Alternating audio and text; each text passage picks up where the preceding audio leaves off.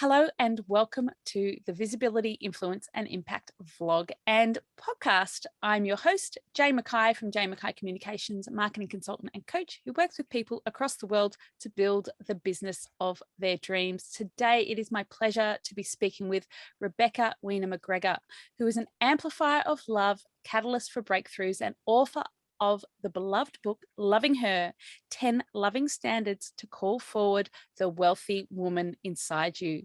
Rebecca shares her gifts as a transformational hypnotist and money mindset coach, and is committed to helping overworking and overgiving visionaries release old blocks, traumas, and hidden fears to find a deeper sense of self-worth and determination to live life on their own terms while being fulfilled, well paid, and having loads of fun. Oh my gosh, that is perfection. Beautiful, beautiful. Thank you. Welcome to the show, Rebecca. I'm very happy to have you Thank here. Jane. Thank you. So tell me about your business journey and how you got to where you are today. Oh, it's a long and winding road, so I'll try to make it the sweet and condensed version.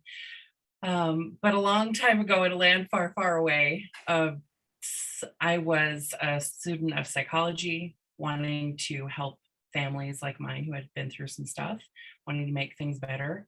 And when I graduated college, there were no jobs for my degree that paid anything over very, very tiny little wages. And so I stayed in my secure job, my banking job.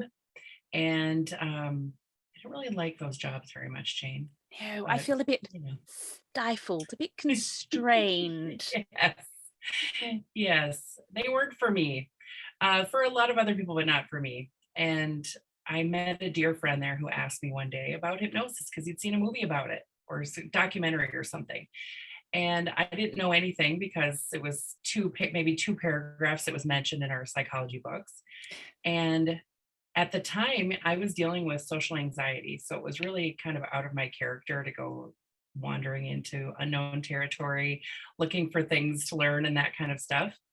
And he said to me, "How would you like to take the classes with me?" He was my best friend at the time. And I said, "Sure." I could muster up a sure, right? And so that answer changed my entire life. I said yes to that.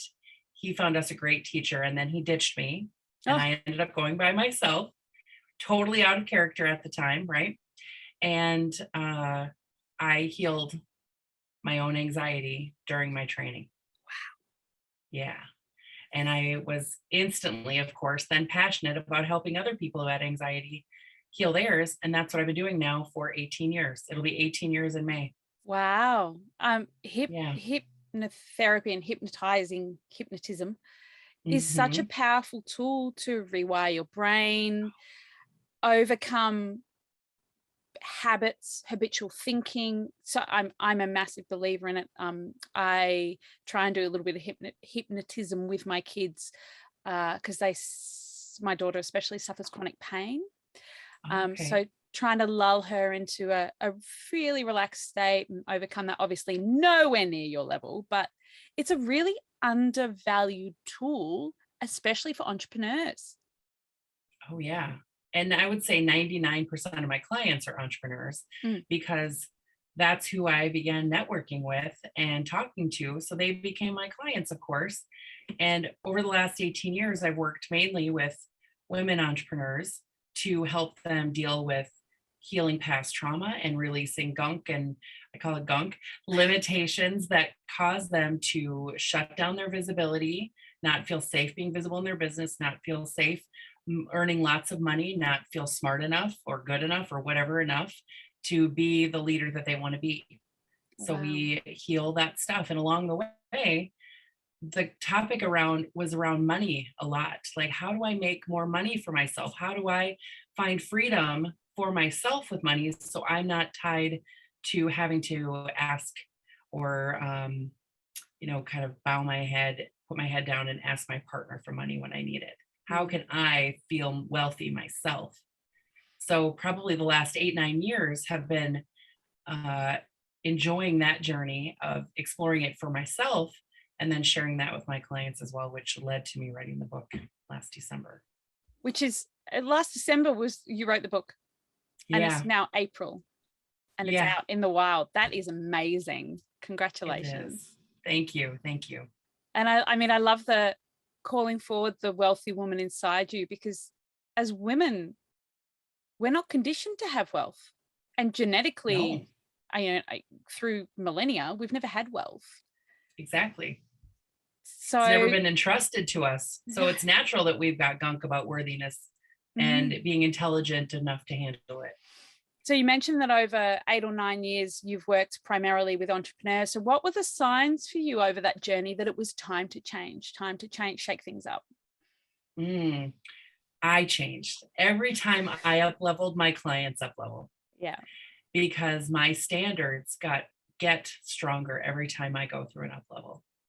Every time I want more for myself, I ask for more in my business, because, right, our businesses are for us first and everyone else second. I know that's kind of shocking for some people to hear, but your business is for you first and everyone else second.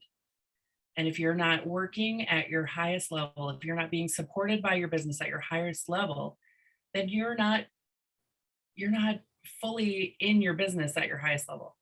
It's not working for you anymore. Yeah. So those are the times. Yeah. Yeah. We don't go into business to create a 9-to-5 lifestyle for ourselves and be an employee in our business. We go into business for that freedom that you touched on. Yes. And it's hard to deliver to your clients at the highest level when you're not embodying that yourself. Yeah. Not to mention, we're trying to have fun in your own life. Yes. When you're bogged down by negative thoughts, because our business really should be working around our life, our personal life. So if you're not having fun, if you're filled with resentment, then your partner gets that, your kids get that, your pets get that, your neighbors get that. It just ripples out, and it's pretty ugly. It can be really ugly and not feel very good. And then we don't feel really good about ourselves. We don't feel good about our business. So those are the times when I shift things, when I'm up leveling, when things are shifting for me. That's when I shift my business. And for me, so I've been in business coming up 13 years, and I've gone through a really lumpy sort of 6 months. And now I'm like, hang on, this is meant to be fun. And I love that you talk about fun, like having your own business meant to be fun. Yeah. That is the point. Absolutely. I think we're in a major like fun deficit across the globe. Oh yeah. We were before the last 2 years, and then the last several months, we were in trouble with the fun zone before that. Because there's a lot of serious things that are happening in the world and a lot of pain that's in the world. And we're allowed to find pockets of joy and fun and to bring some levity to the situation. Not take ourselves so seriously. Yeah, I love that. And we, permission granted, everyone out there. You are allowed to have fun in these times of incredible turmoil and upheaval. Permission granted. Absolutely. Yes. So, give yourself permission. Yeah. How do you manage your life? Obviously, I've spoken to so many people who have so many different approaches to doing this. Some people work 9 to 5, but how do you manage your life as an entrepreneur? And obviously what you do, I imagine, could be quite energetically taxing at times. So how do you protect your energy in your business? Okay. Well, the fun part about the techniques that I use is that I am working on myself and my feelings about the situation that my client is talking about while they are talking about it. So I'm taking care of myself while I'm taking care of them. And so my energy can be really taken care of during the practice. And it's so freaking energizing when I watch someone have a breakthrough. Yeah. When I watch someone leave an old belief or leave the pain of old trauma behind, that is incredibly energizing. I have goosebumps through my whole body. Yeah. That's my favorite part. Me too. It's my favorite part of my job. So I know that I have to get to the point where they're feeling good in order to feel that feeling. And the rest of the time, my job truly is to not judge anything. The energy drains when we're judging. And I have made a practice really for the last probably 15 or more years, really dove into that deep spiritual place of not judging anything as wrong. So I'm not offended by what they say. I'm not holding on to pain that they have. I have very strong intuition. So sometimes I can get a little surge of a feeling that they're feeling, but I don't hold on to it because it's not mine to carry. It's mine to be witness to. It's mine to help guide through. It just gets to move through me because I'm not judging it. It gets to move through me instead of stay attached. Wow. So my number one strategy is to practice non-judgment with everything related to my clients. That's really interesting because obviously not a hypnotist. And so when I'm working with my clients, it's not a place of judgment, but the empathy can be so hard for me. So I work with my clients obviously on visibility, and we're like kind of working completely different ways. But I just want to hug them. But anyway. Oh yeah. I mean, I love my clients. Big LOVE. Love them. It does not stop me from loving them. But I don't have to get hooked into their pain because I'm not judging it as bad. I'm judging it as a part of their journey. Interesting. I love that perspective. Yeah. And obviously you've worked hard to hone that within your business and develop that, because it is not human nature not to judge. Right. Because we're constantly judging things as whether or not they're safe for us. Safe. Yeah. Yeah. Yeah. And we don't have to be in judgment all the time because our instincts will kick in when they need to. And one of the things that I find so valuable is that when I'm with my clients and I'm not judging anything that they're saying to me, they don't have to defend themselves. They don't have to defend the people involved in their circumstances. They don't have to defend their family or their friends or the people who don't support them or anything. That all gets taken out, and they also stop judging themselves. Wow, that's which really powerful. Then, yeah, everything gets to be a part of the journey. And that's how I live my life too. Everything that I've gone through to this place, some of it really yucky, lots of pain, loss, but all of it is a part of my journey and makes me who I am and takes me to the next step. So if I can be in a place of, what is this teaching me? Where can I go from here? What is this giving me? What did I need from this situation? Rather than, why is this happening? Then I get to move forward with ease without having to drag that justification and that energy of why or what's bad, what's good, am I good, am I bad with me? Because that's a lot of energy. Yeah. And it's a lot of energy that bogs you down and doesn't move you forward. And you see people get stuck in that. And that's their whole life. It's just being, that was their destination instead of part of their journey. Right. Wow. It's really powerful. Thank you. So what does a great day in the office look like for you? And I think I know what this is going to say, what you're going to say. Well, I had a great day today. Yeah. And most of my days are great because I've set my business up to be that way. So in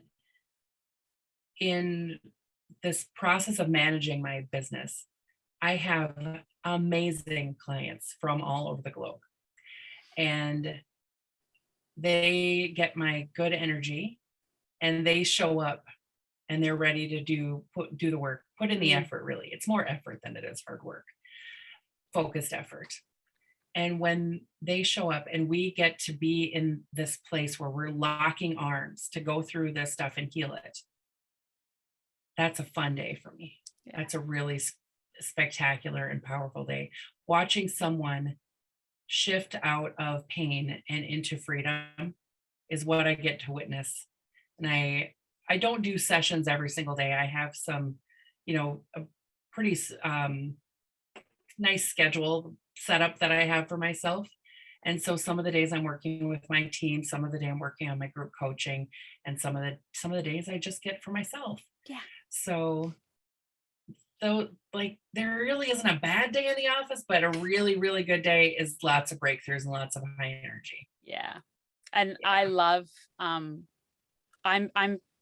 quite particular about my days as well. So I'll only do like podcast interviews and client sessions on specific days, and then Yeah. have days where I don't see anybody, I don't have to be visible, I don't show up. And I'm actually building into my time and in my group coaching program invisibility time, where Beautiful. you really don't have to show up at all because you've automated that part of your business and your business doesn't stop. Yeah. And I love that because it gives you permission to not be visible, because it is hard showing up every day. And we often put a lot of pressure on ourselves to be visible in our businesses every single day, but you don't have to. So what does being Right. visible in your business mean to you? Let's see. For me, being visible in my business is being in connection some way, finding ways to be in connection with people. So my business really was built on building relationships. That was my number one and only strategy that I didn't know that I would fall in love with all those years ago. And that was networking and really getting in touch and building relationships, not just trying to get business, but building powerful relationships. The result of those powerful relationships is generally business when the need arises, but not in I don't do networking in a chasing way. Yeah. And so I show up with myself, or show up as myself. The same way I'm showing up with you, Jane, is the same way I show up with my husband, is the same way I show up with my friends in networking. I let myself be myself. That is true visibility to me. Yeah. And when someone reaches out to do a podcast or to do a live, or put myself on social media in some kind of way, then I'm doing it from that authentic place. That's really what visibility means to me. That's 100% my model. It's like, because if you don't feel authentic when you're showing up, you'll either resist it or it'll feel so out of alignment. It'll make you feel really uncomfortable, and not uncomfortable in a I'm expanding and moving forward way, and uncomfortable in this makes me feel sick way. Right. Yeah. And that is my soapbox, and I will stand on that and I'll tell you about it till the cows come home. Honestly, I will. And it's about that. I don't see anyone as a prospect or a lead. It's about feeling called to connect with someone in a really authentic way, because you engage with their energy and you want more of their energy and you want to be in their energy. And that's what I love about true, like for me as a marketer, that's how I approach marketing. Yeah, that's the sweet spot, because I think it's natural to, when we're starting a business, there are all the shoulds, and we can carry those through our business if we want. That stinks. It's painful. It's a lot of work and a lot of energy. If we release ourselves of how things should look, then we release ourselves of this endless to-do list of making our stuff look like somebody else's. Yeah. And then we can really get it to be who we are and the skills and gifts that we have, and having complete faith in them, and then just letting that come forward in our conversations. Oh my gosh, that has come up. That theme has come up for me in the last couple of days again and again and again. And I'm writing on it and I'm like, thanks, universe. You just give me some hints. I love it. I got lots of goosebumps too. Yeah, yes, me too. Oh, I love that. So one of the things that affects entrepreneurs along their journey, not at every stage of their journey, is imposter syndrome. So what are your methods to overcome this, and how do you respond to the bad days of being in business, whether it's now or in the past? Okay. So I would say, this might be a little controversial. I'm going to say something that's kind of controversial. Okay. Go nuts. You know how people go nuts. You know how there's this underlying theme that everybody in the world has a fear of public speaking? And it's not really true, but people keep talking about how everybody hates public speaking. Because we're told that people would rather die than do public speaking. Yes. I feel like the same energy has infused imposter syndrome. That it's hanging around so much that if people feel a little bit of fear, then they believe themselves to fall into that category. It's natural to feel fears, right? And if we judge them as being in imposter syndrome, we have to categorize it. That can sometimes leave us to identify ourselves as that category. Interesting. Because So I've been use that. Yeah, sorry. I was going to say I've been debating whether or not to keep including this question because I keep coming up against it now. And instead, if we give it a label, we give it power. I think it's a great question to ask so you can have conversations like this and to determine, well, your podcast is for you first. You just get to determine what it means to you, right? So everything, you're the boss of everything, Jane. So if you decide you don't like the question at some point, you take it out and you get to have fun with it. Like, see what people say about it. I've had as you were so many different answers. I love it. Yeah. Yeah, I bet. And to, what you were referencing earlier, being really authentic. I think that is such a huge piece of being yourself. And then I personally look at my gifts, my work, my abilities as gifts that I have been given and have the opportunity to sharpen, expand, grow, deepen, whatever words you want to use. But there is not an ounce of me that does not believe in the power of the mind and hypnosis. Yeah. So I have lots of goosebumps again. Like somebody needed to hear that. If you have complete faith in your gift, you do not need to attach yourself to any imposter syndrome at all. And it's you know that your gifts are powerful. And I know you have a lot of transformational entrepreneurs listening to you. Yeah. You know your gifts. Jane, I can feel in my bones that you know your gifts, right? Yeah. So there's not a place for this feeling with that deep faith. So that's how you get to counterbalance that feeling. And I think by having these conversations, see, I've got goosebumps. This has been an incredible conversation. I think by having these conversations, we're also giving people who may be skirting around their gifts, not owning their gifts, not standing, fully embodying their power of their gifts, permission to go, there are people out there waiting for you to show up and change their lives. Yes. I have even goosebumps in my scalp right now. So this is such a powerful message because there are people waiting. And this is the thing. This is the little asterisk. You don't owe them anything. You don't owe the world your gift, but you owe it to yourself to find that deep love for your passion and your gifts. And when you feel that, there is so much certainty that comes with owning your gifts. And then you use them how you see fit within your standards, with the people that you want to be, who are willing to invest, who want to take care of you because you take care of them. It's all win-win, mutually beneficial situations. That is some powerful stuff. And it is fun to show up in the world that way. Yeah. Own your magic. Own it hard because it came to you to put your fingerprint on it and to share it with the world in that, in a way only you can. Yeah. This is what I tell my clients every day. And by you not getting out there and sharing it and not marketing yourself, you're denying someone the opportunity to receive that gift and then expand their vision that they have for their lives. And appreciate you. You're denying yourself the ability to share that gift and how that feels in every cell of your body, to know your power. It's wild. Wow. Yeah. Wow. This is not how I expected today to go, but it's awesome.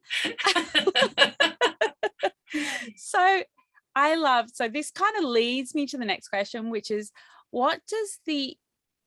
how do you use the influence of being yourself and fully embodying yourself in your business? And this influence leads on to that having an impact and having a bigger meaning in the world, because often we get so caught up in the busyness of being in business, right? Same word. Took me a little while to realize that. that we forget how influential we can be and the impact we can have beyond just ourselves and being in business. Yeah, we can forget that people are watching and people are paying attention.